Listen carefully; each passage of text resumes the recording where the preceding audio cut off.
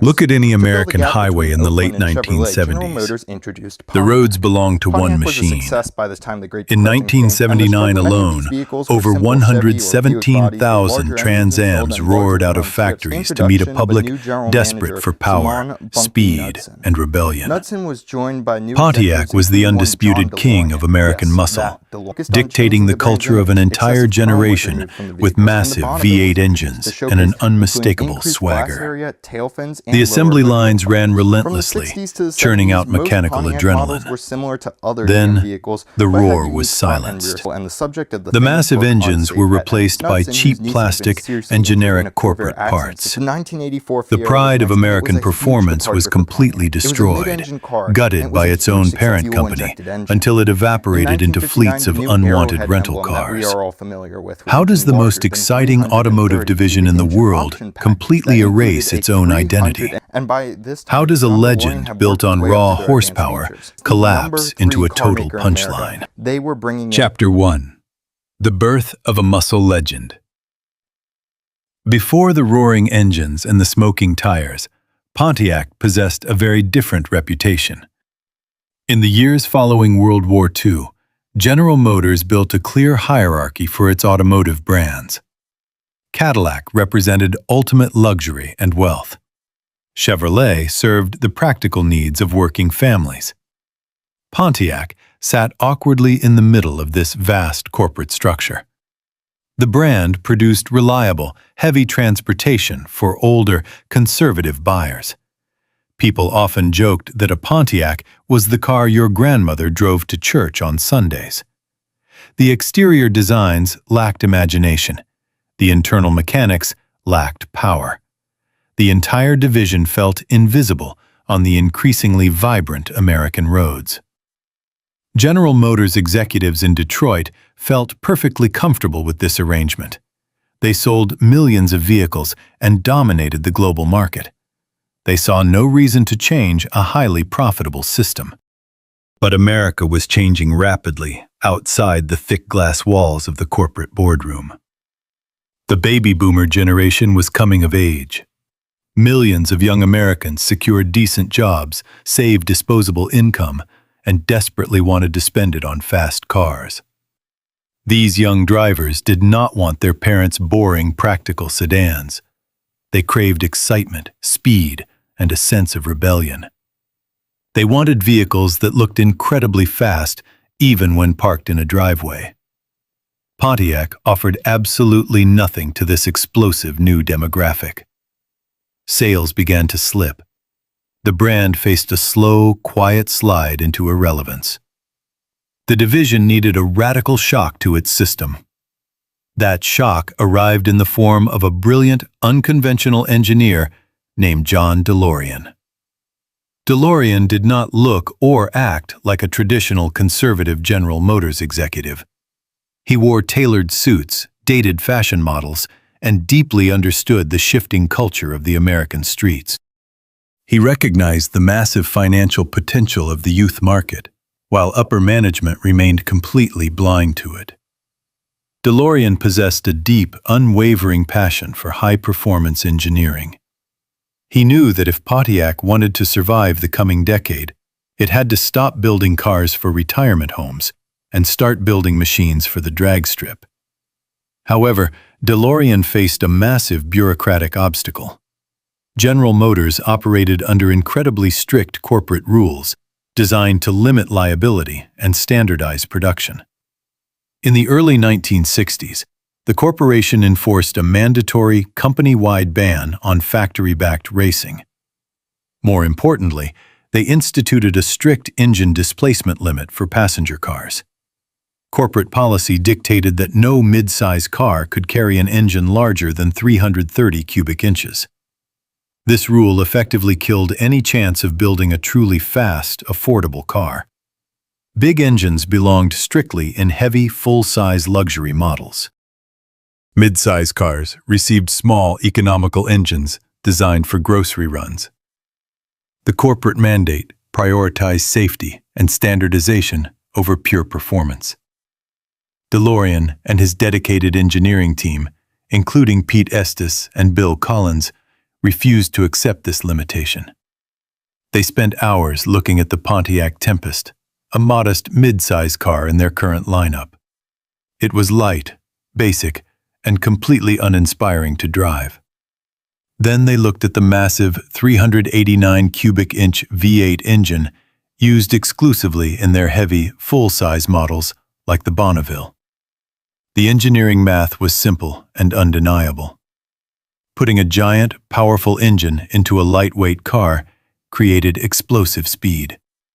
It was the fundamental grassroots formula of street racing and hot rodding. But the General Motors rulebook explicitly forbade this exact combination. DeLorean found a brilliant, sneaky loophole in the corporate paperwork. The strict rule restricted the engine size for standard production models. It said absolutely nothing about optional equipment packages. DeLorean decided he would not create a brand new car model to provoke the executives. Instead, he created a high-performance option package for the existing Tempest. A customer could walk into a dealership, order a standard Tempest, and then simply check a box on the order form for a special package. This hidden package included the massive 389 V8 engine, a heavy-duty suspension system, upgraded tires, and manual floor shifters. DeLorean boldly named this package the GTO. He borrowed the name directly from the legendary Ferrari 250 GTO, signaling his aggressive intentions to the world. The Italian letters stood for Gran Turismo Omologato. When the corporate executives finally discovered what DeLorean had done, they were furious. He had bypassed their authority and shattered their strict regulations right under their noses. The sales department predicted the car would become a total financial disaster. They estimated they might sell 5,000 units to a few crazy street racers. They demanded DeLorean cancel the project immediately before it embarrassed the company. DeLorean stood his ground and fought for his creation. He managed to push the GTO into production for the 1964 model year. The result changed American automotive history overnight. The Pontiac GTO hit the streets and caused an immediate, massive sensation. Young buyers rushed to dealerships in record numbers. The car offered breathtaking, violent acceleration at an affordable price. It could beat expensive European sports cars in a straight-line drag race. It sounded aggressive. It looked muscular. It delivered exactly what the youth market desired. Instead of the predicted 5,000 units, Pontiac sold over 32,000 GTOs in the first year alone. Dealerships could not keep the cars on the lot. The overwhelming demand forced the factories to run double shifts. General Motors executives quickly stopped complaining about the broken corporate rules when they saw the massive, unexpected profits rolling into their accounts. John DeLorean had taken a dying, boring brand and injected it with pure adrenaline. He proved definitively that performance sold cars. The 1964 Pontiac GTO did not just save the brand from obscurity, it ignited a massive, brutal industry war. Ford, Chrysler, and even other General Motors divisions scrambled to copy the exact same formula. They all rushed to drop their biggest V8 engines into their smallest, lightest cars. The American muscle car era had officially begun. Pontiac transformed overnight from being the joke of the industry to the undisputed king of the streets. They owned the youth market. They defined American performance for a generation. And it all started because one rebel engineer decided to ignore the rules, bypass the bureaucracy, and give the people the raw power they deeply crave. Chapter 2: The Golden Age and Pop Culture. The success of the 1964 GTO completely rewrote the rulebook for General Motors. Pontiac transformed from a manufacturer of reliable family sedans into the undisputed leader of American automotive performance. By the late 1960s, The brand secured its position as the third best-selling car maker in the United States, sitting right behind Chevrolet and Ford. This marked a monumental achievement. The streets of America roared with the sound of Pontiac V8 engines. Dealerships struggled to keep inventory on their lots. Young buyers flooded showrooms, eager to purchase a piece of this aggressive identity. Woodward Avenue in Detroit served as the unofficial testing ground for this new muscle car culture. On weekend nights, thousands of young people gathered to watch impromptu drag races. Pontiacs dominated these street battles. The GTO earned the nickname the GOAT and struck fear into anyone driving a rival brand. The engineers at Pontiac recognized they held a winning formula. They pushed their designs further, installing functional hood scoops, fitting wider tires, and bolting on louder exhaust systems. They leaned heavily into the rebellion of the era. The cars looked dangerous, and the buying public loved them for it. However, a new threat emerged from a rival company. Ford introduced the Mustang, creating an entirely new vehicle category called the pony car. The Mustang was smaller, lighter, and wildly popular. General Motors needed an immediate response. Chevrolet launched the Camaro, and corporate leadership gave Pontiac the green light to build its own version on the same platform. In 1967, the Pontiac Firebird hit the market. While it shared a skeleton with the Camaro, the Firebird featured distinct styling and bespoke Pontiac engines. It weighed slightly more, but delivered a more refined and aggressive driving experience. The Firebird quickly achieved massive success, expanding Pontiac's grip on the lucrative youth market. The engineering team craved more performance. In 1969, they introduced a special handling package for the Firebird and named it the Trans Am. They borrowed the name directly from the popular Trans-American Racing series. The early Trans Am models appeared relatively understated, painted in white with simple blue racing stripes. They featured heavy-duty suspension components, larger brakes, and high-output engines. Pontiac did not build the Trans Am just for straight-line speed. They designed it to corner hard and handle like a true sports car. It was a sophisticated machine built for serious drivers who demanded total control.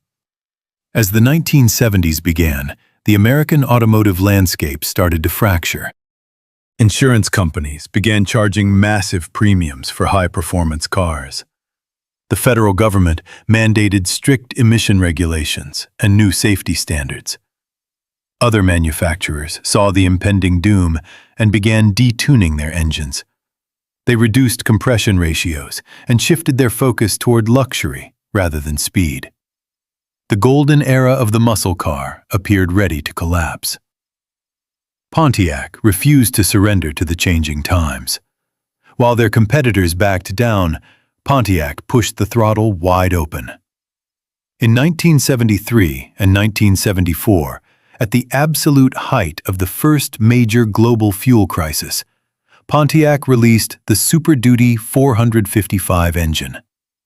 This was a massive, hand-assembled racing engine disguised as a street motor. It stood as a blatant act of defiance against the dying muscle car era. The Super Duty Firebird Trans Am reigned as the fastest, most powerful car produced in America at that time. It stood alone in a market rapidly filling with slow, economical compact vehicles. This bold move solidified fierce consumer loyalty. Pontiac proved their total commitment to performance, ignoring the hostile political and economic climate. This stubborn dedication set the stage for the greatest pop culture explosion in automotive history. By 1977, the Firebird Trans Am had evolved visually. It featured a sharp, aerodynamic front end and a massive, iconic bird decal spread across the entire hood. It was loud, brash, and unapologetically bold. That same year, film director Hal Needham needed a hero car for his new action comedy movie, Smokey and the Bandit. He selected a black and gold 1977 Pontiac Trans Am. The movie hit theaters and instantly became a massive blockbuster. Audiences watched Hollywood star Burt Reynolds slide the black Trans Am around dirt roads, outrun the police, and execute massive jumps. The car acted as more than just a prop. It served as a central character in the film. It represented freedom, rebellion, and pure adrenaline. The cultural impact struck immediately, with staggering force. The black and gold Trans Am became the single most desired object in America. Dealerships found themselves completely overwhelmed by the public response. Customers walked into showrooms holding cash, demanding the exact car they saw on the movie screen. Sales of the Trans Am skyrocketed to unprecedented levels. In 1977, Pontiac sold over 68,000 Trans Ams. By 1979, that number exploded to over 117,000 units. The factories simply could not build them fast enough to satisfy the public hunger. The Trans Am transcended the automotive industry to become a defining icon of 1970s pop culture. This period marked the absolute peak of Pontiac's power, wealth, and influence. They had successfully navigated the death of the traditional muscle car by pivoting to handling, bold styling, and cinematic marketing. General Motors officially recognized this incredible success. They officially granted Pontiac the title of the Excitement Division. The brand possessed a clear, highly profitable identity. They built cars that made people feel alive. They built cars that commanded attention on every street corner. For a brief, glorious moment at the end of the 1970s, Pontiac seemed completely invincible. They sat alone on top of the automotive world, fueled by high-octane and Hollywood magic, entirely unaware of the catastrophic corporate decisions waiting for them in the coming decade. Chapter 3: The Oil Shock and the Era of Decline. The early 1970s brought an abrupt and brutal end to the American Automotive Party. The industry had spent a solid decade building massive engines that consumed cheap, plentiful gasoline without a second thought. That comfortable reality shattered entirely in October 1973. The Organization of Arab Petroleum Exporting Countries announced a strict oil embargo against the United States. Gasoline prices quadrupled almost overnight. Pure panic swept across the country as drivers waited in lines for hours just to fill their tanks. Gas stations frequently ran dry and posted desperate "no gas" signs in their windows. The sudden scarcity of fuel instantly transformed the roaring, gas-guzzling muscle cars from proud status symbols into massive financial burdens. Working-class people could no longer afford to feed the giant V8 engines that powered the GTO and the Trans Am. The consumer market shifted violently toward small, economical, imported vehicles. Pontiac executives watched in absolute horror as their core business model collapsed under the crushing weight of global geopolitics. The oil embargo was only one part of a multi-pronged assault on automotive performance. Even before the fuel crisis hit, insurance companies had begun actively destroying the muscle car market. Actuaries looked closely at the rising accident statistics involving young drivers in high-powered vehicles and raised premiums to astronomical levels. In many cases, a young driver faced an insurance bill that cost more than a year of car payments. This harsh financial reality pushed thousands of potential buyers straight out of Pontiac showrooms. Simultaneously, the federal government launched a massive regulatory campaign against Detroit. Congress passed the Clean Air Act of 1970, demanding drastic and immediate reductions in tailpipe emissions. The newly formed Environmental Protection Agency created strict deadlines for automakers to comply or face heavy fines. The government also mandated heavy new safety standards, requiring massive crash bumpers that added hundreds of pounds of dead weight to every vehicle. Pontiac found itself trapped in a corporate vice. They had to build cars that were safer, cleaner, and far more fuel efficient, all while desperately trying to maintain their reputation as the performance brand of General Motors. The engineers at Pontiac faced an impossible mathematical and mechanical problem. They knew exactly how to build raw horsepower, but the new federal laws made their traditional engineering methods illegal. To meet the incoming emission standards, General Motors issued a sweeping corporate mandate, requiring all engines to run on low-octane, unleaded gasoline by the 1971 model year. This single decision fundamentally crippled the muscle car. Pontiac engineers had to drastically lower the compression ratios inside their engines to prevent them from detonating and destroying themselves on the new, inferior fuel. Lower compression meant a massive and immediate loss of power. The mighty engines that once produced well over 360 horsepower now struggled to generate 250. The performance drop was sudden and painfully obvious to anyone who stepped on the gas pedal. The cars sounded weaker, accelerated slower, and felt sluggish. The engineering department scrambled to find clever workarounds, but the strict laws of physics and federal regulations blocked them at every turn. The mechanical situation worsened significantly in 1975. The government mandated further emission reductions, forcing automakers to install catalytic converters on all passenger cars.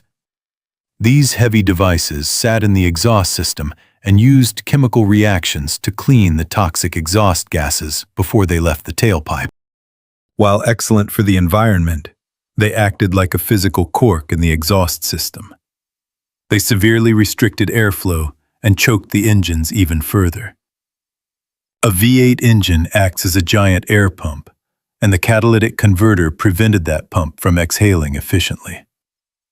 Pontiac engineers watched helplessly as horsepower numbers plummeted to genuinely embarrassing levels.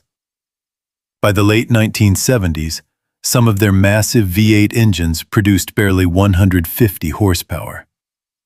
To put that tragic number into perspective, the legendary GTO had lost more than half of its original power in less than a decade. The mechanical heart of the brand was slowly dying under a heavy pile of government paperwork. Pontiac leadership realized they could no longer compete on pure, raw speed. Their engines simply could not deliver the violence that their loyal customers remembered. To survive this dark era, the marketing and design departments had to create an elaborate illusion of performance. If the cars could not actually go fast, they at least had to look incredibly fast. Pontiac leaned heavily into aerodynamics, flashy paint jobs, and aggressive exterior decals. They added non-functional hood scoops, large rear spoilers, and bright pinstripes to their vehicles to distract buyers from the weak engines. The legendary Screaming Chicken Bird decal on the hood of the Trans Am grew larger and more elaborate, exactly as the engine underneath it grew weaker. The company shifted its advertising focus entirely away from quarter-mile drag strip times and began promoting European-style handling and cornering abilities. It was a highly clever survival tactic, and it successfully managed to keep the brand relevant during a difficult era. But it fundamentally changed the definition of what a Pontiac actually was. This difficult transition sparked a bitter identity crisis within the engineering halls of General Motors. The veteran mechanics who had built the original GTO felt deeply frustrated and betrayed. They hated building choked, detuned engines that struggled to pull the heavy, safety-mandated chassis down the highway. They viewed the flashy decals and plastic body kits as a cheap, dishonest distraction from the sad mechanical reality. However, the sales department loudly argued that the superficial strategy worked perfectly. People still bought the Trans Am in record numbers because it looked incredible, even if it lacked the brutal punch of its ancestors. The brand survived the 1970s by effectively trading mechanical substance for visual style. Pontiac successfully navigated the oil shocks and the EPA regulations without going bankrupt. But the internal cost to their engineering pride was incredibly high. By the end of the decade, the original era of American muscle was officially dead and buried. The streets were filling with smaller, slower front-wheel drive vehicles. Pontiac had adapted much better than most of its direct rivals, maintaining a sporty image while dealing with the harsh new realities of the automotive industry. But a highly dangerous precedent had been set during these years of compromise. The brand had shown a clear willingness to sacrifice its core engineering principles to satisfy external pressures. The mighty V8 engines had been tamed, muzzled, and stripped of their dignity. The corporate focus had shifted away from what was built under the hood to what was painted on top of it.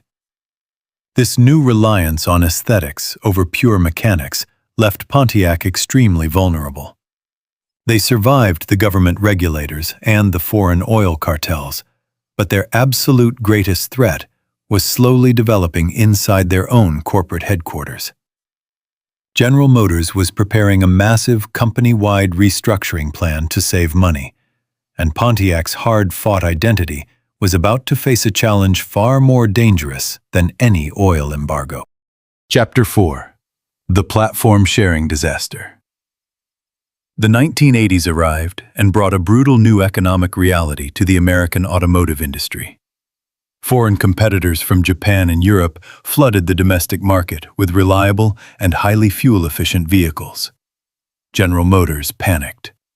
They were a massive bureaucratic machine, losing money and market share at an alarming rate. Leadership in Detroit decided the only way to survive the decade was extreme and immediate cost-cutting. They needed to build cars cheaper and faster than ever before. The executives looked at their massive portfolio of unique vehicle brands and saw only financial waste. They asked a dangerous question. Why let Pontiac design its own engines and frames when Chevrolet already had perfectly good ones? This simple financial logic sparked a corporate revolution that would ultimately destroy Pontiac from the inside out. General Motors initiated a sweeping policy of platform sharing across all of its divisions. Platform sharing meant that different car brands within the same parent corporation would use the exact same underlying architecture. The chassis, the suspension components, the electronics, and the engines would all come from a central corporate parts bin. In theory, this strategy saved billions of dollars in research and development costs. In practice, it meant the slow and painful death of individual brand identity. For decades, Pontiac engineers had taken immense pride in their unique mechanical designs. A Pontiac drove differently than a Buick or a Chevrolet because it possessed unique parts built by dedicated Pontiac engineers who prioritized handling and speed. The new corporate mandate stripped away all of that hard-earned autonomy. The brilliant minds who once created the mighty GTO and the aggressive Trans Am were suddenly reduced to mere cosmetic designers. Their job was no longer to make cars fast or exciting. Their primary job was to take a generic corporate vehicle frame and stick a recognizable Pontiac badge on the front grille. The most devastating blow to Pontiac occurred right under the hood. The soul of any true performance brand lives inside its engine block. Since the 1950s, Pontiac had designed and built its own distinct V8 engines in-house. These specific motors delivered a distinct exhaust sound and a unique torque curve that loyal customers instantly recognized on the street. General Motors' leadership decided this practice was incredibly inefficient. They ordered Pontiac to stop building their own V8 engines entirely. By the early 1980s, if you bought a brand new Pontiac, you were actually buying a generic corporate engine. This engine was often built by Chevrolet or Oldsmobile. The corporation tried to hide this fact from the buying public to protect their sales numbers. Customers eventually opened their hoods, looked at the serial numbers, and discovered the betrayal. A massive class-action lawsuit erupted nationwide when Oldsmobile buyers realized their expensive luxury cars contained cheaper Chevrolet engines. This embarrassing scandal exposed the ugly truth of platform sharing to the entire country. Pontiac lost its mechanical soul and its engineering credibility overnight. The physical exterior designs of the cars suffered just as much as the hidden mechanics. General Motors introduced universal vehicle platforms to maximize their factory efficiency. They used a single basic frame, known as the J-body, to build the Chevrolet Cavalier, the Pontiac Sunbird, the Oldsmobile Firenze, the Buick Skyhawk, and even the Cadillac Cimarron. To the average consumer standing in a parking lot, these cars looked nearly identical. The corporate financial officers simply swapped out the headlights, the taillights, and the cheap plastic trim pieces to differentiate the historic brands. Industry experts called it badge engineering. Car enthusiasts called it a massive insult. A customer could walk into a dealership and pay a premium price for a Pontiac, only to realize later they were driving a slightly restyled economy Chevrolet. The aggressive styling and unique road presence that defined Pontiac in the 1960s and 1970s vanished completely. The cars became boring, predictable, and completely interchangeable with everything else on the road. The Pontiac 6000 serves as a perfect example of this corporate tragedy. It was introduced in the 1980s as a mid-size family car. It shared its entire platform with the Chevrolet Celebrity, the Oldsmobile Cutlass Sierra, and the Buick Century. They all shared the exact same boxy silhouette and the exact same sluggish front-wheel drive performance. Pontiac attempted to make their version stand out by painting the trim black and adding a slightly stiffer suspension. They marketed it as a European-style touring sedan, but underneath the superficial paint job, it was just another cloned corporate vehicle. The magic was gone. The element of danger and rebellion that John DeLorean had injected into the brand had been carefully sanitized by corporate accountants. General Motors had successfully transformed a legendary muscle car brand into a producer of generic transportation appliances. The buying public reacted to these changes with justifiable anger and confusion. General Motors had spent decades teaching consumers about the ladder of success. You started your life buying a cheap Chevrolet, you moved up to a sporty Pontiac, then a comfortable Oldsmobile or Buick, and finally, you achieved a Cadillac. Platform sharing destroyed this entire psychological marketing structure.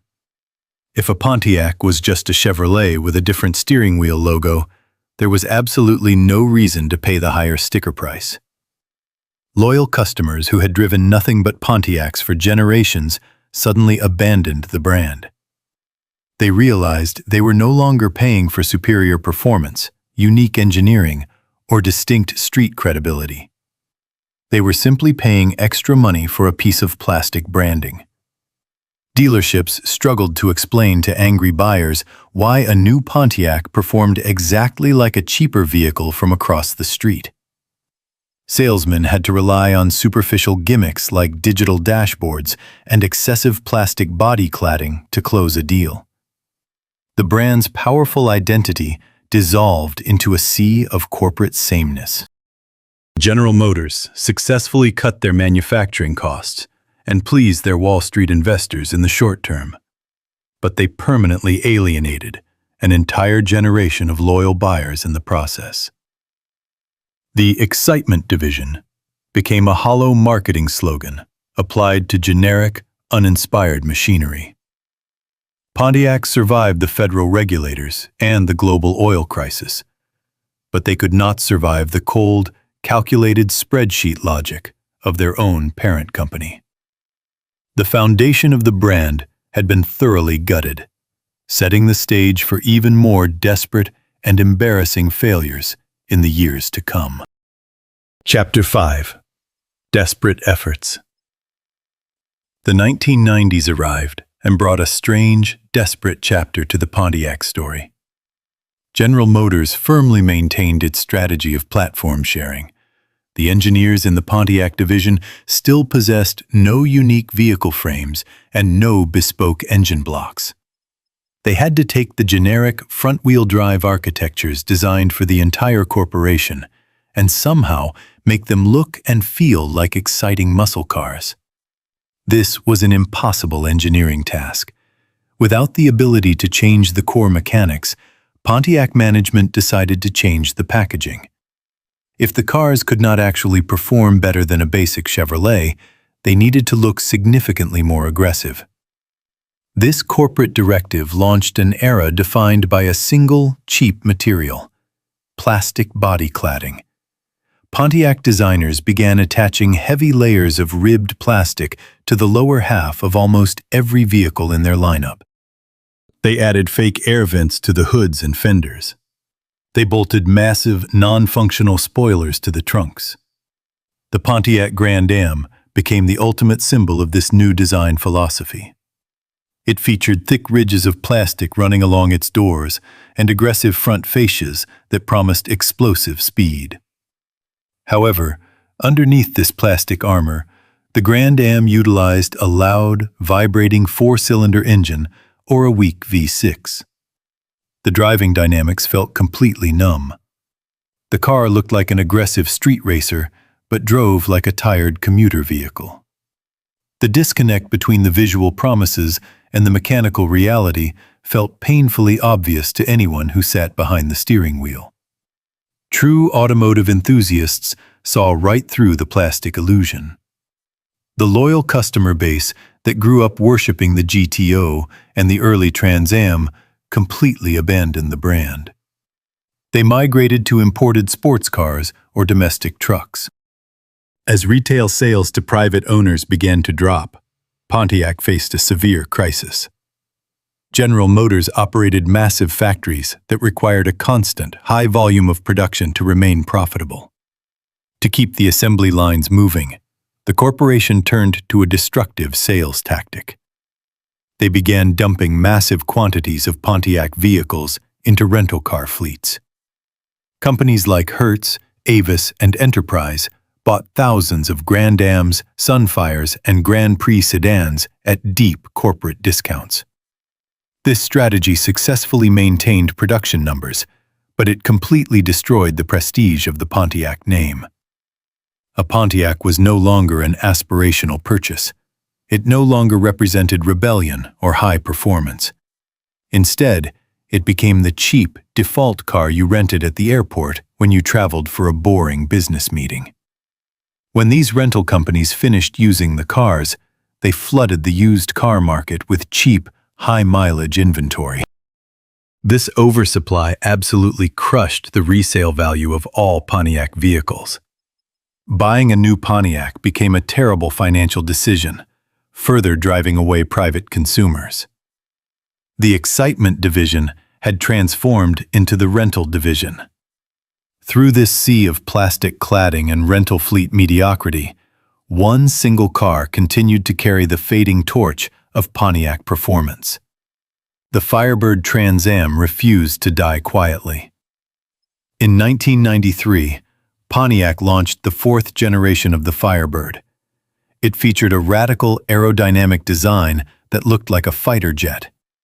More importantly, it eventually received the legendary LS1 V8 engine directly from the Chevrolet Corvette. This was not a fake plastic illusion. The late 1990s Trans Am was a genuine mechanical monster. It produced massive horsepower, sounded terrifying, and could outrun almost anything on the highway. For a brief moment, it felt like the old Pontiac magic had returned. However, the market had changed drastically. American buyers were losing interest in low, heavy sports coupes. They started buying sport utility vehicles and pickup trucks in record numbers. The high-performance coupe market shrank every single year. General Motors refused to invest significant money into updating the Firebird. While the engine remained spectacular, the interior of the car utilized cheap, rattling plastics. The chassis design felt incredibly outdated compared to precise European sports cars. The car felt fast, but unrefined. Sales numbers plummeted as the 1990s came to a close. The Firebird and its corporate twin, the Chevrolet Camaro, shared an aging assembly plant in Quebec. General Motors accountants looked at the declining sales, looked at the cost of the factory, and realized the math simply did not work anymore. The fatal blow landed in the fall of 2001. General Motors officially announced they would cancel the F-body platform. The 2002 model year would be the absolute last for the Pontiac Firebird. The news sent shockwaves through the remaining loyalist community. This was not just a corporation discontinuing a slow-selling product. This felt like a cold, calculated execution. In August 2002, the final Pontiac Firebird rolled off the assembly line. It was a bright red Trans Am. Factory workers watched in silence as it moved through the final inspection station. When that car left the building, it took the very soul of the Pontiac brand with it. The Firebird had survived the oil crisis, the emission regulations, and the darkest days of platform sharing. It was the last unbroken link to the glorious days of John DeLorean and the original muscle car era. GM executives killed the Firebird to save money, but they failed to calculate the psychological cost. With the Firebird gone, Pontiac lost its only remaining claim to high performance. The brand was left completely hollow, armed with nothing but a lineup of front-wheel drive rental cars and cheap plastic body kits. The true spirit of Pontiac died on that assembly line in 2002, setting the stage for the most embarrassing failure in the history of the corporation. Chapter 6. The most hated car in America. The late 1990s signaled a massive shift in American consumer habits. Drivers abandoned low sports cars and traditional family sedans. They flocked to a newly emerging category of vehicles called crossovers. People wanted the elevated seating position and cargo space of a truck, combined with the comfortable, smooth ride of a passenger car. General Motors recognized this highly profitable trend early. They commanded the Pontiac division to create a revolutionary new vehicle to capture this growing demographic. This corporate directive birthed a project that would ultimately destroy the remaining credibility of the brand. The original concept design for this new vehicle looked incredibly promising. The early sketches showcased a sporty, futuristic machine. It featured a wide stance, aggressive lines, and a genuinely innovative shape. The designers intended to build a bold, rugged vehicle for young outdoor enthusiasts and active families. They officially named it the Aztec. If Pontiac had actually built the original concept, it might have saved the struggling division. However, the bold design had to survive the rigid, deeply flawed General Motors corporate bureaucracy. The execution of the Aztec project stands as a masterclass in corporate failure. The financial department immediately intervened and seized control of the development process. They flatly refused to authorize a new, dedicated vehicle platform for the Aztec. They demanded extreme cost-cutting. They forced the engineering team to build this futuristic crossover on top of an existing, aging minivan chassis. The physical proportions simply did not match. The minivan platform sat too high and far too narrow. The designers had to violently stretch and compress their sleek concept to fit over the awkward, boxy skeleton. The resulting shape looked completely distorted and heavily compromised. General Motors also relied heavily on focus groups and internal committees to approve the final design. These bureaucratic groups demanded constant changes. They tried to satisfy everyone and ended up pleasing absolutely no one. The final production vehicle looked like a chaotic assembly of mismatched parts. It featured massive gray plastic panels covering the lower half of the body, making it look cheap and unfinished. The front end featured a bizarre stacked headlight arrangement that confused the eye. The rear window sat at an awkward steep angle that completely destroyed rear visibility for the driver. The sleek, sporty concept had mutated into a heavy, misshapen box on small wheels. Pontiac officially launched the Aztek for the 2001 model year with massive fanfare. The company spent millions of dollars marketing it as the ultimate active lifestyle vehicle. The television commercials highlighted the built-in cooler in the center console and the optional camping tent that physically attached to the open trunk. Pontiac executives expected young consumers to embrace the extreme utility and ignore the bizarre exterior styling. They were completely wrong. The public reaction was immediate, unified, and brutally harsh. Automotive journalists mercilessly mocked the design in magazines and newspapers across the country. They called it ugly, deformed, and desperate. Consumers walked into dealerships, looked at the vehicle on the showroom floor, and walked right back out. The Aztek quickly became a national punchline. Late-night talk show hosts used it as a regular joke in their monologues. People actively avoided buying the car because they genuinely feared public humiliation in their neighborhoods. The bold styling statement, intended to revive the brand, had transformed into an utter disaster. The sales numbers rapidly reflected the brutal public rejection. Pontiac originally projected they would sell up to 75,000 Azteks every single year. In reality, they struggled to sell even a small fraction of that number.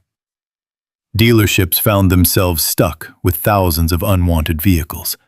They had to offer massive cash rebates and heavy discounts just to move the Azteks off their lots. The cars sat unsold for months, gathering dust. Production halted quietly after only a few miserable years. It was a staggering financial failure for General Motors. However, the financial loss represented only a small part of the overall damage. The Aztek completely shattered the public brand image of Pontiac. For decades, American consumers associated the Pontiac name with performance, speed, and sleek design. The classic GTO and the black Trans Am had built a legendary heritage of cool, aggressive power. The Aztek directly contradicted every single element of that proud history. It looked incredibly cheap. It drove poorly due to its heavy minivan underpinnings. It symbolized bureaucratic incompetence and terrible corporate taste. The massive failure of the Aztek alienated the few loyal customers who still actively supported the brand. They felt deeply embarrassed by the tragic direction of the company. A driver sitting proudly behind the wheel of a classic Firebird now shared a brand badge with the most heavily mocked vehicle in America. The cultural damage was severe and irreversible. Pontiac was no longer the excitement division. It became the division that built the ugly plastic minivan. General Motors executives fiercely tried to defend the project in the press. They claimed the design was simply too far ahead of its time. They argued that the general public failed to understand the innovative crossover concept. Automotive history proved this corporate defense entirely false. Other competing manufacturers successfully launched highly profitable, attractive crossovers during the exact same period. The market was absolutely ready for a vehicle with the Aztek's utility. Consumers just flatly refused to accept a vehicle that looked so horrific. The failure rested entirely on the shoulders of the General Motors corporate structure. They had prioritized internal cost savings and committee approvals over basic automotive aesthetics and engineering integrity. The Aztec disaster left Pontiac critically wounded. The brand lacked a clear identity, a dedicated customer base, and a profitable flagship vehicle. The corporate parent company had effectively drained the division of its engineering talent and forced it to produce compromised, embarrassing products. The early 2000s presented a bleak, depressing landscape for the once mighty brand. They desperately needed a miracle to survive.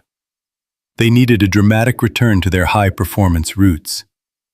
In a desperate final attempt to save Pontiac, a new leader would emerge inside General Motors. He would attempt to bring back the raw power and the rear-wheel drive dynamics that originally defined the golden era. But the deep cultural wounds inflicted by the platform-sharing era and the Aztec disaster would prove incredibly difficult to heal. Chapter 7. A Glimmer Before the Storm. The dawn of the 21st century presented a bleak reality for Pontiac. The Aztec disaster had shattered their public image. The Firebird was dead. Dealership showrooms offered nothing but front-wheel drive sedans covered in ribbed plastic. The brand lacked a flagship vehicle and a clear identity. Many automotive analysts predicted General Motors would quietly kill the division to stop the financial bleeding. However, a major executive shakeup in Detroit suddenly altered the trajectory of the failing brand. In late 2001, General Motors hired Bob Lutz as the new vice chairman of product development. Bob Lutz was not a traditional corporate accountant or a focus group manager. He was a former Marine aviator and a genuine automotive enthusiast. He loved fast cars, loud engines, and bold designs. When Lutz looked at the Pontiac lineup, he felt physical disgust. He openly criticized the heavy plastic body cladding and the generic engineering that had infected the company. Lutz firmly believed that Pontiac had to return to its original roots to survive. He declared that Pontiac must become the American equivalent of BMW.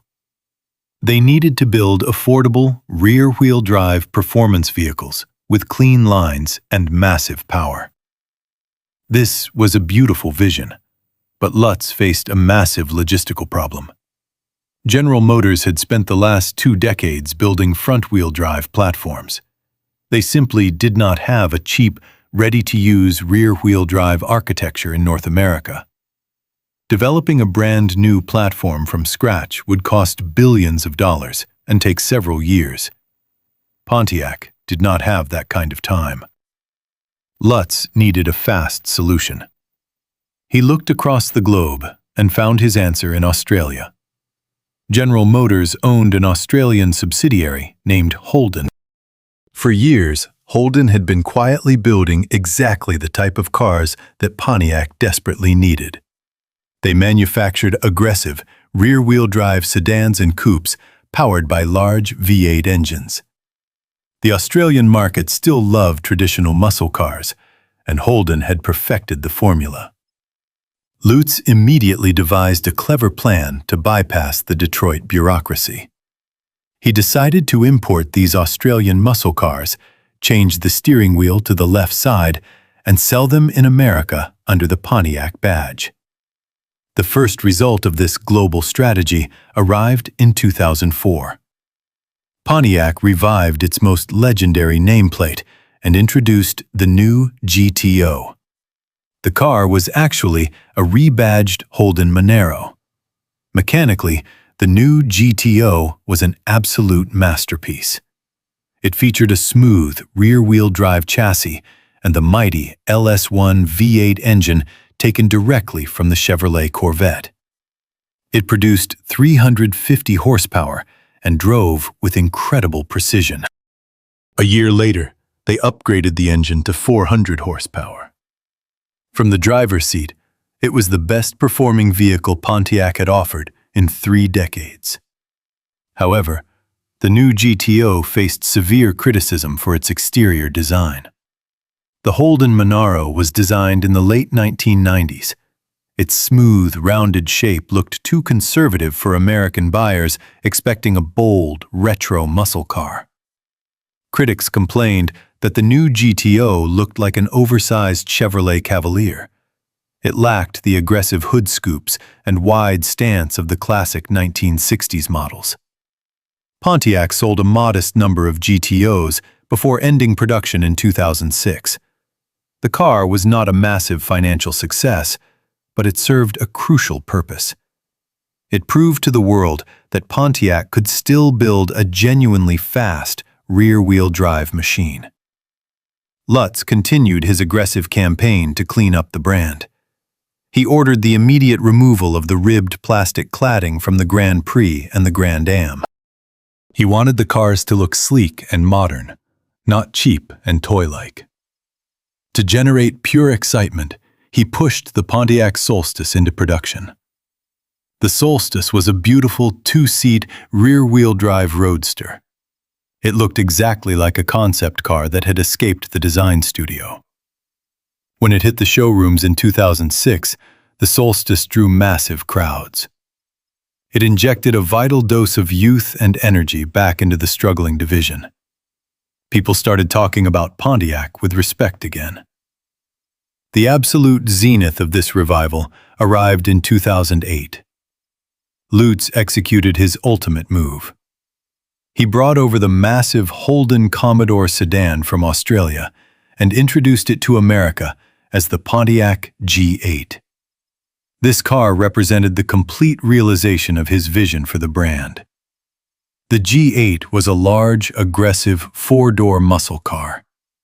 It featured a wide, menacing stance, a sharply sculpted hood, and a powerful V8 engine.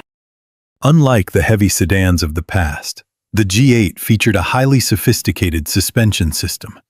It could accelerate like a dragster and corner like a European sports car. Automotive journalists test drove the G8 and reacted with absolute shock. They published glowing reviews across every major magazine. They directly compared the handling of the G8 to the highly respected BMW 5 Series. They declared it a mechanical triumph. For the first time in 40 years, Pontiac had built a vehicle that completely dominated its class.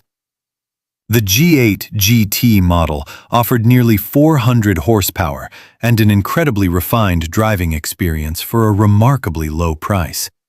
It was the exact vehicle the Excitement division had been trying to build since the 1970s.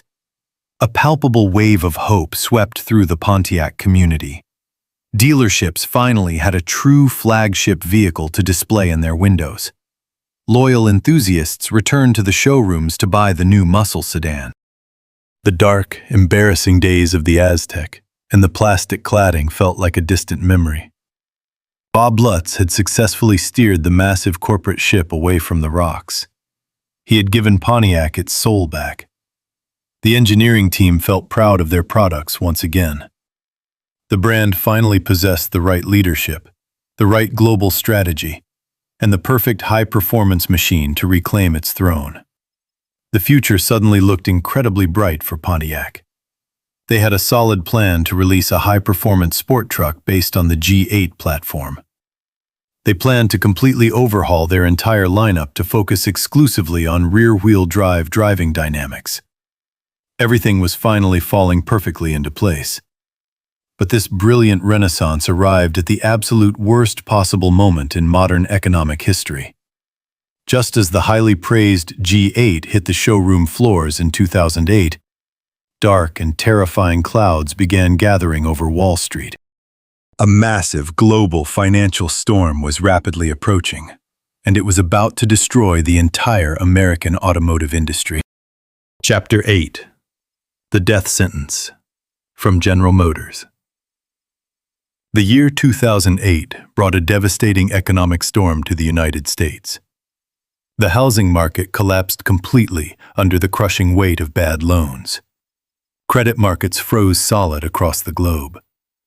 The entire financial system stood on the absolute brink of total failure. This unprecedented crisis hit the American automotive industry with terrifying speed and destructive force. Consumers stopped buying new cars almost instantly. People worried about losing their homes and their jobs. They could not secure auto loans even if they wanted to buy a vehicle. General Motors watched its daily sales numbers drop into a bottomless pit. The massive corporation burned through billions of dollars in cash every single month just to keep its factories running and pay its enormous pension costs.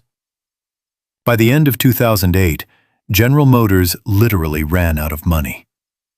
They faced immediate and catastrophic bankruptcy. The executives in Detroit realized they could not survive the winter without massive government intervention. They traveled to Washington, D.C. to ask Congress for an emergency financial bailout. The public optics of this request were absolutely terrible. The executives initially flew to the Capitol in private corporate jets to beg for taxpayer money. The media and the public reacted with furious anger. Congress demanded extreme accountability. The federal government formed a special automotive task force to audit every single aspect of the General Motors business model. The government officials delivered a harsh and undeniable ultimatum.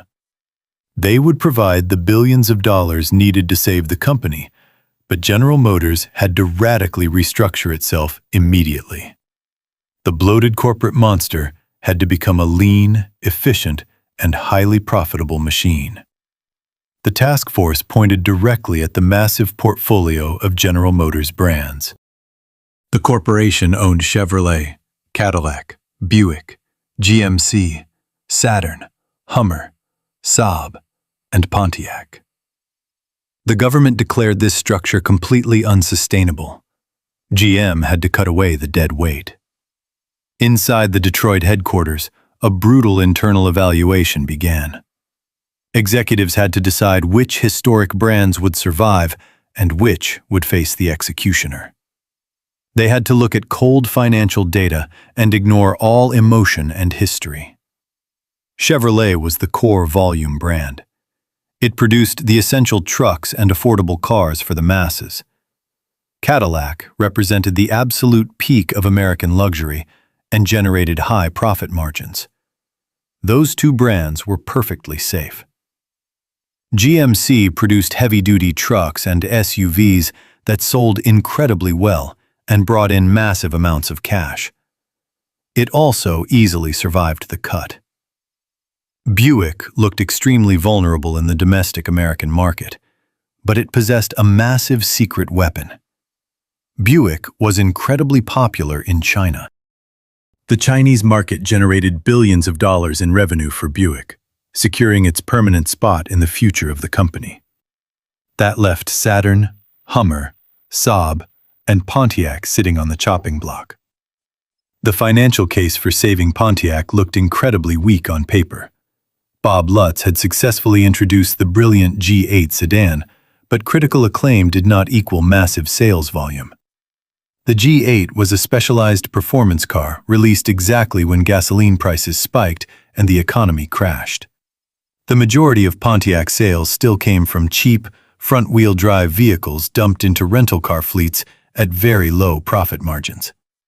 The brand had never truly recovered from the financial damage caused by the Aztec and the decades of terrible badge engineering. Pontiac simply did not make enough money to justify its own existence.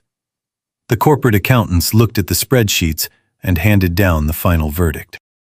The enthusiasm of car lovers could not compete with the harsh reality of corporate bankruptcy. General Motors decided to kill Pontiac. On April 27, 2009, General Motors released the official restructuring plan to the world. The press release contained the devastating news. The corporation would phase out the Pontiac brand completely by the end of the following year. The announcement hit the automotive world like a physical blow. Dealership owners who had sold Pontiacs for generations suddenly found themselves holding worthless franchises. factory workers realized their specialized jobs would disappear forever. Millions of loyal fans reacted with profound sadness and deep anger. They blamed the incompetent corporate management for slowly destroying a legendary brand and then executing it when things got tough. An automotive empire that had operated for 83 years was erased with a single corporate document.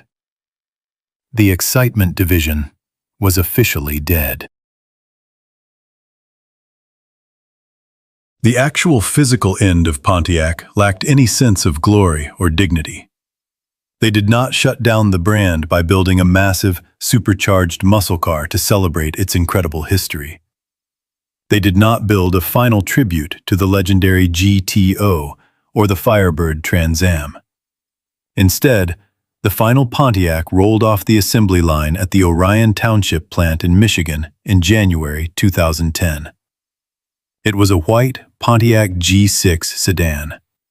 It was a basic front-wheel drive rental car with a standard four-cylinder engine. It was the exact type of generic, uninspired vehicle that had slowly killed the brand over the previous 20 years. A fleet company purchased the final car and immediately sent it to work as a rental vehicle in Hawaii. It was a tragically fitting end to a story defined by terrible corporate compromises. Today, the Pontiac brand only exists in history books and classic car garages. General Motors survived the bankruptcy, took the bailout money, and returned to profitability. But they did it without their most exciting division. The death of Pontiac serves as a brutal warning to the entire business world. A brand cannot survive on its past glories forever. You cannot build a legendary reputation for high performance and then expect your customers to buy cheap, generic plastic copies. General Motors executives spent decades treating Pontiac like a disposable marketing label instead of a proud engineering division. They diluted the heritage, destroyed the core identity, and ultimately pushed the brand into an inescapable corner. The true legacy of Pontiac does not live in the terrible corporate decisions of the 1980s or the massive financial failure of the 2000s. The legacy lives on the streets of America.